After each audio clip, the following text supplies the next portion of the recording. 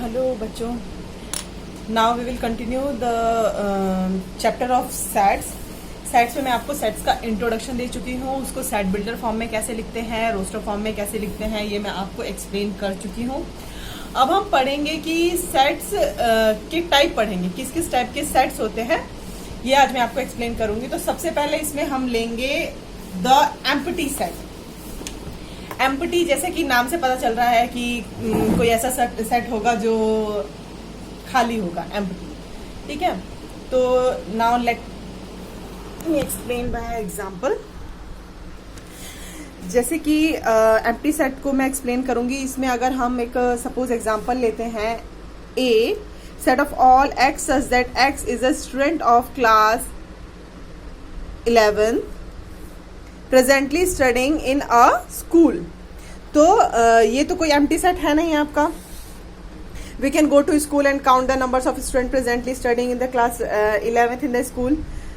ठीक है, इसलिए ए जो है एक फाइनाइट नंबर ऑफ सेट को रिप्रेजेंट करता है। मतलब 11th में कितने स्टूडेंट्स होंगे ये फाइनाइट ही होगा, ऑब्वियस सी बात है किसी भी स्कूल में। तो हम ये इजीली काउंट कर सकते हैं और बता सकते हैं। अब हम एक सेकंड सेट लेते हैं बी, जिसमें set of all x such that x is a student presently studying in both class 10th and 11th। Is it possible?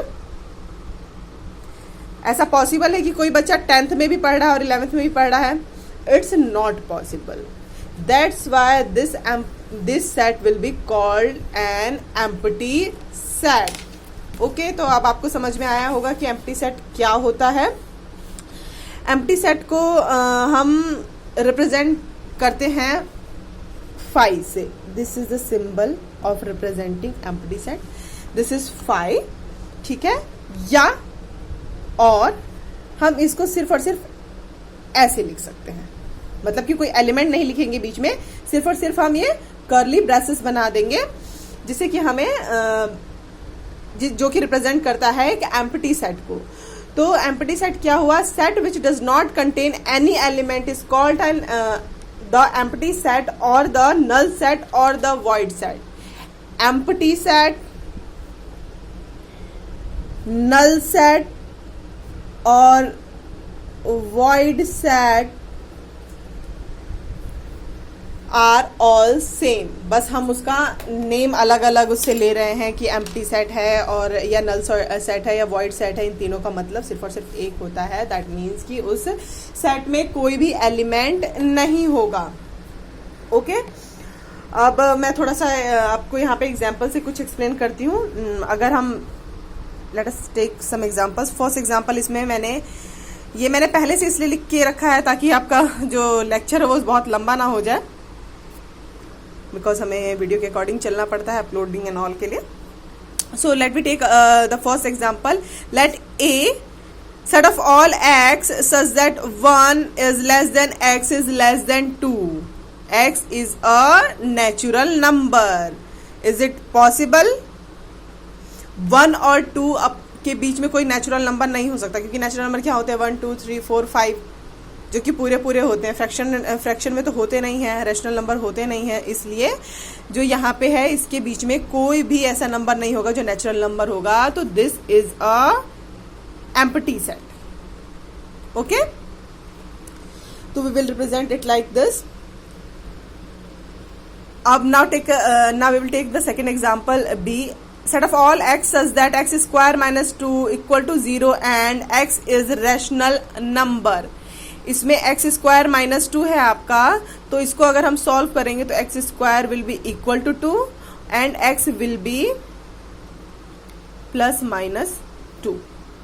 इसकी जो वैल्यू आएगी, ये आपने क्वाड्रेटिक में लास्ट ईयर आपने सीखा होगा इसको कैसे सॉल्व करते हैं, इसकी वैल्यू कैसे निकालते हैं। अगर इसमें √2 होगा, सॉरी ये √2, तो ये आपने पहले सीख रखा। अगर इसमें कोई प्रॉब्लम हो तो यू कैन आस्क मी। तो x की वैल्यू क्या होगी? या तो प्लस का √2 होगी या माइनस का √2 होगी, जो कि रैशनल नंबर नहीं है। रूट, पाई, ये सब इररेशनल नंबर होते हैं। या आप क्लास 10th में पढ़ चुके हैं। स्टिल अगर कोई कंफ्यूजन हो तो यू कैन आस्क।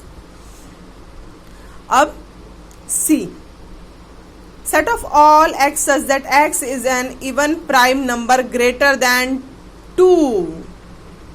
ये आप सबको पता है कि जो प्राइम नंबर है वो कौन कौन से होते हैं जो सिर्फ और सिर्फ अपने आप से डिविजिबल, जैसे 2, 3, 5, 7 लाइक दिस, ठीक है।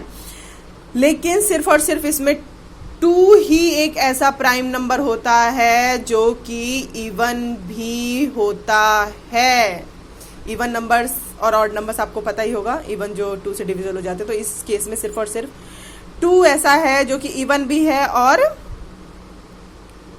प्राइम भी है। तो क्या ऐसा कोई पॉसिबल है? ऑब्वियसली ये सेट भी हमारा एम्प्टी सेट है। ये भी सेट हमारा ऊपर जो था एम्प्टी सेट था, क्योंकि कोई भी रैशनल नंबर नहीं एग्जिस्ट करता है ऐसा, ठीक है। अब fourth one, D the set of all x such that x square equal to 4 x is odd. X square is equal to 4 मतलब इसका जब हम अंडर रूट लेंगे, जब हम इसके रूट्स निकालेंगे तो it will be equal to plus minus two आएगी एक्स की वैल्यू या तो प्लस की 2 आएगी या तो माइनस की 2 आएगी। तो ऑब्वियस ही बात है इन दोनों में से कोई भी ऑड नंबर नहीं है। तो this set will also we will represent like this. अच्छा, तो एम्प्टी सेट आई होप कि आपको समझ में आ गया होगा, कुछ इतना कोई डिफिकल्ट टास्क नहीं था। Now I will go to the second set that is finite set and infinite, finite and infinite sets. जैसे कि हमें नाम से ही रिप्रेजेंट हो रहा है, फाइनाइट मतलब जिसे हम गिन सकते हैं या जिसे हम फाइनाइट नंबर में होता है। इनफाइनाइट क्या होता है? अनंत, जिसका कोई अंत ही नहीं है। फाइनाइट जिसका अंत है और इनफाइनाइट जिसका कोई अंत नहीं होता है। तो पहला एम्प्टी सेट था। फाइनाइट और इनफाइनाइट सेट पे अगर हम आएंगे तो इसमें मैं आपको एग्जांपल से बताती हूँ। जैसे सपोज हमारे पास एक सेट है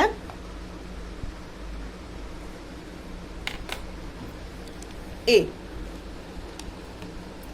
जिसमें एलिमेंट्स हैं 1, 2, 3, 4, 5, ओके। और एक सेट है हमारे पास बी, जिसमें एलिमेंट्स हैं ए, ये रोस्टर फॉर्म है। सेट के एलिमेंट्स को लिखने का तरीका जो है ये रोस्टर फॉर्म है, ठीक है। तो ये अगर हम सपोज लेते हैं तो इसमें हम क्या बोल सकते हैं कि जो सेट ए है इसमें कितने नंबर ऑफ एलिमेंट्स है? 5। जो सेट बी है उसमें कितने नंबर ऑफ एलिमेंट्स है? Is it visible to you? इसमें कितने नंबर ऑफ एलिमेंट्स है? दैट आर 6, ठीक है। तो हम ये एक फाइनाइट नंबर को रिप्रेजेंट कर रहा है कि हम आराम से उसको काउंट कर सकते हैं कि कितने नंबर हैं। तो अगर हम नंबर्स की बात करते हैं by number of elements of a set S, अगर हम कोई एस सेट लेते हैं, अगर उसके नंबर ऑफ एलिमेंट्स की हम बात करेंगे, इसका मतलब ये होता है कि हम उसके डिस्टिंक्ट एलिमेंट्स की बात करते हैं। डिस्टिंक्ट मतलब अलग अलग एलिमेंट के बारे में हम बात कर रहे हैं। मतलब इसमें 5 है तो इसको अगर हमें नंबर ऑफ सेट को रिप्रेजेंट करना होगा तो इसको एनएस से रिप्रेजेंट करेंगे और इट विल बी 5। इस तरीके से हम नंबर ऑफ सेट को रिप्रेजेंट करते हैं। NS number of set is equal to 5। और इसमें अगर एनएस हम करेंगे तो सॉरी, इसमें तो हम एन ए लिखेंगे बिकॉज सेट का नाम ए है, हाँ सॉरी, एन ए, ठीक है। और इसमें नंबर ऑफ बी अगर हम करेंगे तो इट विल बी 6। जो भी सेट का नाम होगा उसके नंबर ऑफ एलिमेंट्स को हम इस तरीके से लिखेंगे, ठीक है।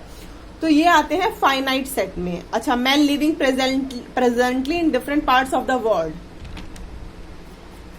Man living presently in different parts of the world is also a finite set, because हम काउंट कर सकते हैं कि इसमें कितने नंबर ऑफ एलिमेंट्स हैं। ऑब्वियसली बात है बहुत बड़ा नंबर होगा ये, लेकिन इट इज फाइनाइट, हम काउंट कर सकते हैं इसको, ठीक है। देन अब हम एक एग्जांपल ऐसा कंसिडर करते हैं। Suppose consider the set of all natural numbers. अगर हम set of all natural number की सेट को अगर हम रिप्रेजेंट करेंगे तो हम इसको कैसे रिप्रेजेंट करते हैं, 1 2 3 4 5 एंड सो ऑन। ठीक है, इसको क्या हम लिख सकते हैं सारे नेचुरल नंबर को? ऑब्वियसली नहीं। तो ये जो सेट हुआ वो एक इनफाइनाइट सेट हुआ। ठीक है, सेट विच इज एम्प्टी और consist of a finite number of elements called finite, otherwise it will called infinite set। बहुत ही इजी है ये कॉन्सेप्ट, इसमें इतना कुछ बहुत ज्यादा इलेबोरेट करने का है नहीं। Hope you are getting. अगर कोई कंफ्यूजन है तो कैन आस्क, नो प्रॉब्लम। चलो हम कुछ एग्जांपल से इसको समझेंगे। देखो, let W be the set of days of week, then W is finite। मतलब 7 डेज होते हैं ना वीक में, तो ऑब्वियसली एक फाइनाइट सेट है, not at all any problem. तो ये एक फाइनाइट सेट है।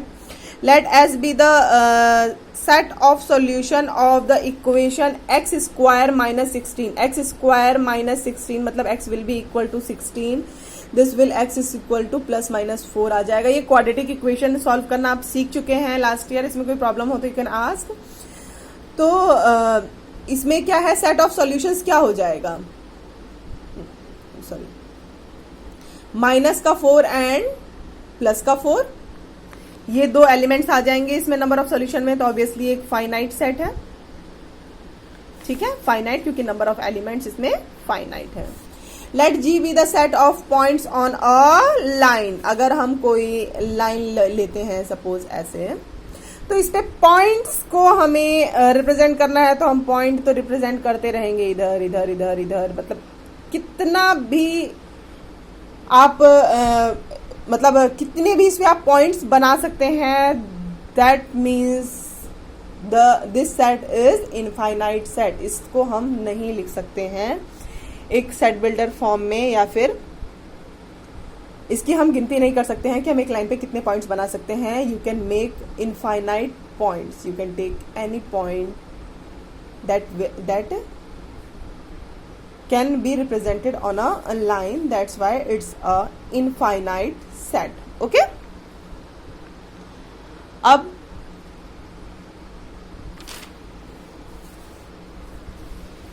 इसमें फाइनाइट और इनफाइनाइट में आपको समझ में आ गई होगी चीजें। All infinite sets can not be described in roster form. For example, the set of real numbers can not described in the form because the element of this set do not follow any particular pattern. देखो, अगर जैसे मैंने आपको बोला था ना कि आप नेचुरल नंबर जो है अगर आप लेते हो नेचुरल नंबर के सेट को, तो आप इसको इस तरीके से 3 डॉट से करके हम रिप्रेजेंट करते हैं। मैंने आपको बता दिया था पहले भी जो रोस्टर फॉर्म मैंने बताया था उसमें बता दिया था आपको। तो इसमें क्या होगा कि इनफाइनाइट नंबर ऑफ एलिमेंट्स होते हैं, तो इसको हम ऐसे रिप्रेजेंट कर सकते हैं। ठीक है, अगर इंटीजर्स को अगर हम लें तो हम क्या करते हैं, 3 पॉइंट्स को हम आगे करेंगे। ठीक है, और अगर हम ऐसे लिख सकते हैं -3 -2 -1 0 1 2 3 एंड सो ऑन।